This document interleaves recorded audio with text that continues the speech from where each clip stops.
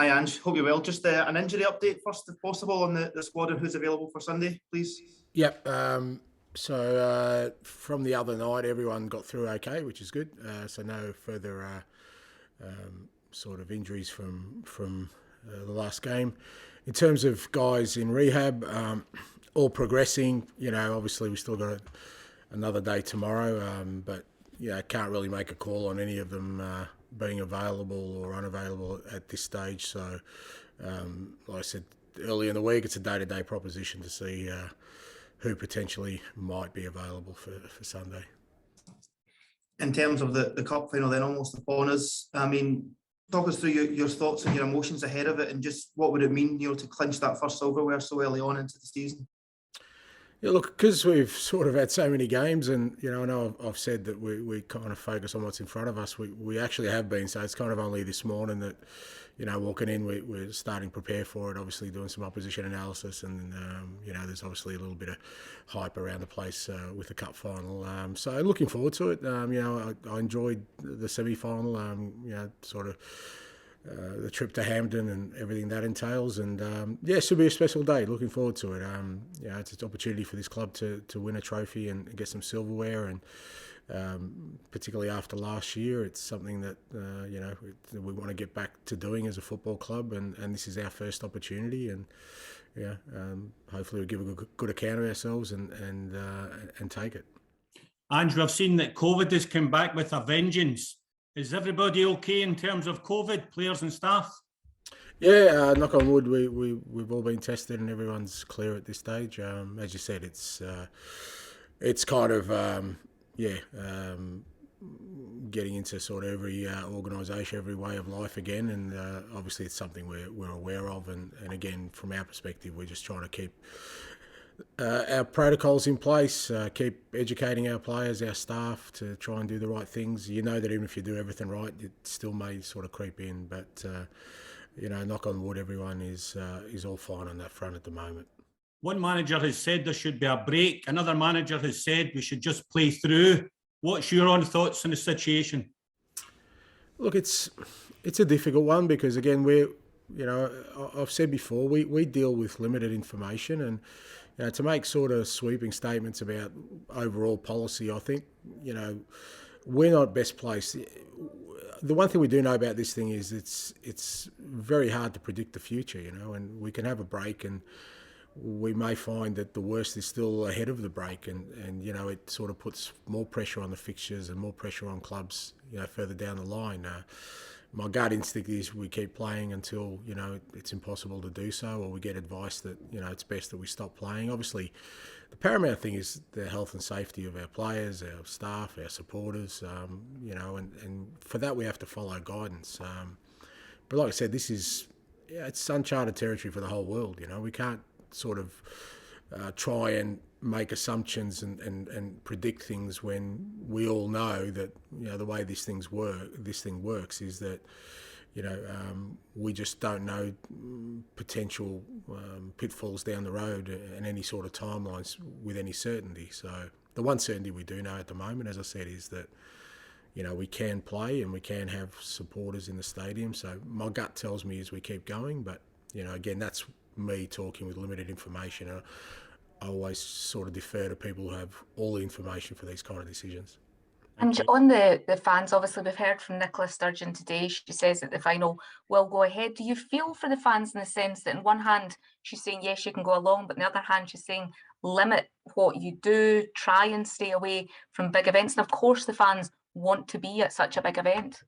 Yeah, it is. That's what I mean. It's tough, and we live in a society where I think people have been through unprecedented times, and the one thing about human nature is that people still at their very core want to live their lives, and it's very hard to dictate to people what to do and not to do. Like I said, all you can do is provide the best sort of advice for people, and then hopefully they take all the right precautions and make sure they're vaccinated, make sure they test negative before going to the game, and as much as possible try and limit their exposure there.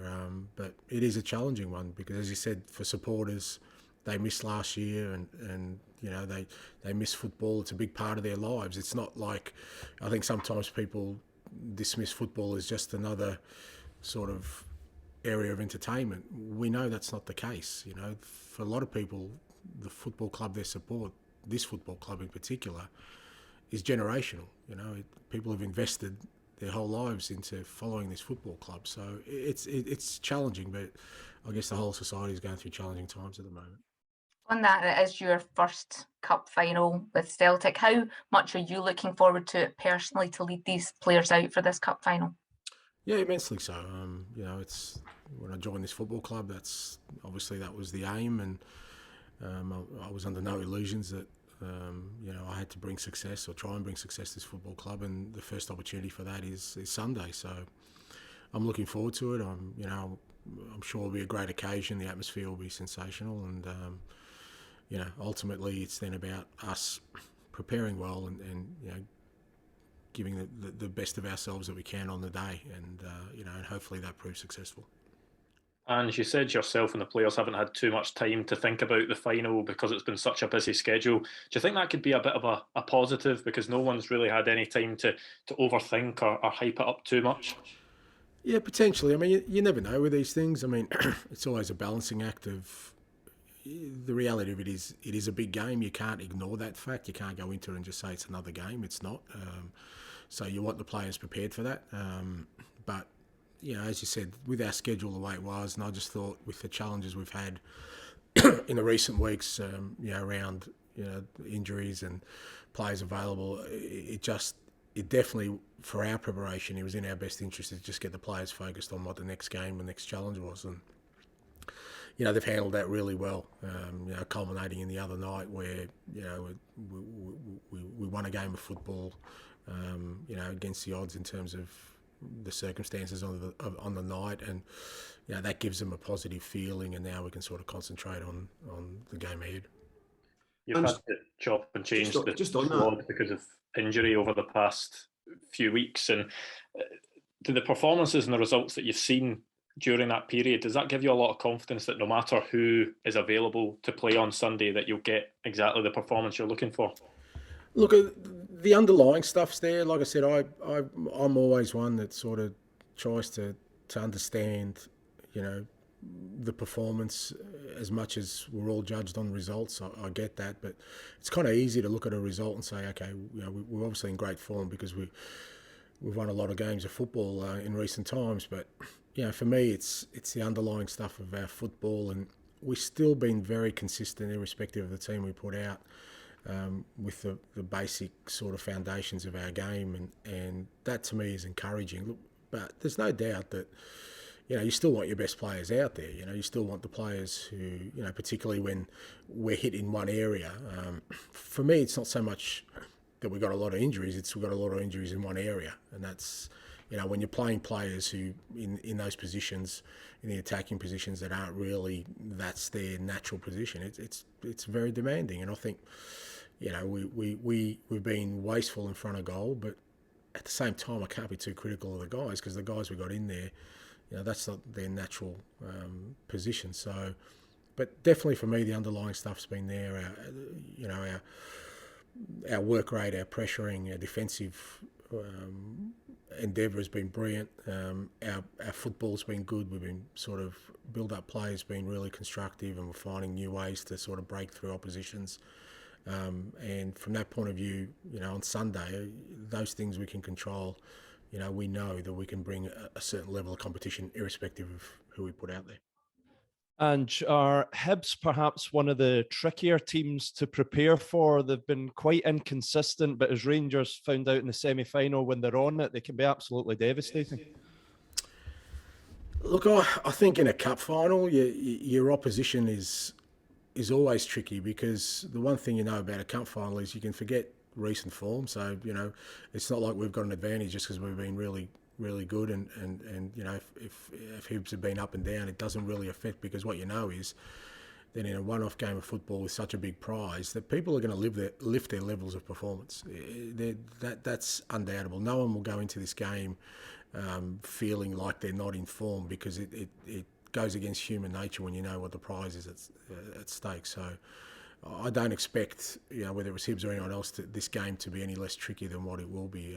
Again, our focus is on the stuff we can control. We can control our own football. We can control our own sort of intent in the game and try and make the game played on our terms, which we've done recently. And if we do that, if Hibs have a good day, then, we'll be able to match them. But what we don't want to do is kind of think that because their form's been tricky, that potentially they're not going to have a good day. We've got to prepare ourselves that they're going to be, as you saw in the semi-final, at their best and be ready to counter that. You've obviously taken charge of many big, important games throughout your career. Do you change anything ahead of a game such as this in the hours and minutes leading into it in terms of your messages to the players, or is it all about keeping them calm and composed and looking at it like any other game? Yeah, as I said before, my experience is that, it's not just another game, so there's no point trying to kid players, because as soon as, if you tell them it's just another game and then they walk out and they get hit by a wall of noise and there's a bit of, hoopla around the place and attention, I don't want them to sort of, be stuck with, staring at the headlights and not moving. So, they understand it's a big game, but to be honest, that's I prepare teams and coach teams, and we train for these occasions. That's what we do. We have a game style that I think stacks up well in big games. That's why we play the way we do, because I want us to have success. So we don't have to change anything, which is the important thing. It's not like we've got to go into a big game and all of a sudden we need to change our approach. So from that perspective, every day we work to be ready for a big game. Now that big game can come at any time, and it's come now. But from that, I hope that gives the players the confidence going into it that if we stick to our principles and play our football, that we'll give ourselves a chance of success. But in terms of the lead up to it, then my messaging is, well, it's a big game, it's an opportunity to bring success. Let's not waste it. And I wanted to ask you, I know you've touched on your squad already, but I wanted to ask you about Chris Julian. Obviously, there's been quite a significant delay from when he was expected back. So just an update if there's anything there. Yeah, no, nothing really there. He's still working hard. It hasn't really been, obviously with a long-term injury, you're going to get little sort of setbacks at times. You need everything to run smoothly. It hasn't for Chris, but he's working in rehab. He's out doing work with our medical team, sports science team, and, hopefully he'll be back out there. Hi, Ange. There's a lot of things pushing against the team just now in terms of injuries, packed schedule, some tough ref calls. But as we saw on Wednesday night, the team just keep on going. How do you instill that kind of self-belief in the team to push on in the face of adversity? Look, I think a lot of it's just self-generated. It's me believing in the players, and as I keep telling them every day, I'm not out there, they are. I'm there when, if things go badly, I'll certainly step to the front, but, they're the ones out there doing it, and they've got to believe in themselves, believe in each other, believe in our football, most importantly, that, whatever's thrown at us, we can overcome it in that way. And I think when you have a strong foundation of belief like that, it doesn't get shaken if things don't go, as expected, because, again, as a manager, I try and prepare the team as best I can, but I can't prepare them for every possible scenario that will happen during a 90 minutes. You get an injury in the first minute, you might get a bad refereeing call in the first minute, you might get a mistake in the first minute, we might go ahead in the first minute. I can't sit up there and tell them, look, go through every possible scenario. It's up to them to deal with what happens out there. What I've said to them is that they've got a couple of sort of shields to protect them from that. One is our principles of how we play the game, our football will stack up. You continue to be hard at it. You continue to do the things we can control, like being strong defensively, working hard for each other, believe in our football. There's your first shield. And in the worst case scenario, things don't go well, I'll take responsibility for that. That's how I try and give them that platform. But ultimately, it's generated by them. And I was really pleased, with the other night, they kept their composure. I mean, I'm on the touchline, I can hear the boys. Cal led them really well, but there was never any panic in their play or in their actions or in their words. They just kept doing what we believe in as a football team, and we got a reward in the last minute doing it our way, and it was generated by them. They're the ones that were able to overcome all the odds thrown against them. Yeah. Does that feed into your thinking for new signings in January, that it's not just about ability, but self-belief also? Yeah, it's a big part of it. I mean, I've said in the past that the one thing I've always, I kind of figured out early in my managerial career is that you don't really sign players, you sign people. Their talent is one thing, but their personality, character, all those other things are just as equally as important, particularly for the way I want to play. No point, bringing, say, a defender here who's not comfortable playing out from the back, or doesn't have not comfortable, but doesn't have the character to do that, because it takes a certain kind of character trait to do that, and there's a lot of talented players around the world, but what I try and do is bring people with the talent skills into this environment that will fit in what we're trying to create. And it's a lot easier, I think, then to build team spirit as we have when, all the guys are sort of like-minded in that way, that they're ambitious, they've got a bit of courage, a bit about them, that they want to try something different.